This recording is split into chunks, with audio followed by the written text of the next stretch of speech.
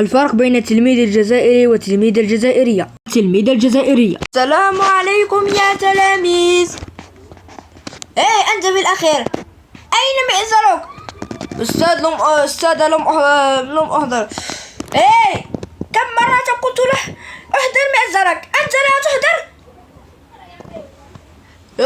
اصمتي فقط أنت، اصمتي. غدا لا أتي للمدرسة والفروض، ولا سأقوم بالضجيج وأطبل وأرقص في القسم. استدعاء. التلميذ الجزائري: السلام عليكم يا تلاميذ. اسمع أنت في الأخير، قلت لكم لا تحضروا مئزرا، وكيف يا أستاذ بك يعرفونني بأنني تلميذ؟ علي أن أحضر مئزرا؟ اسمعوني، المآزر ممنوع عندي في القسم.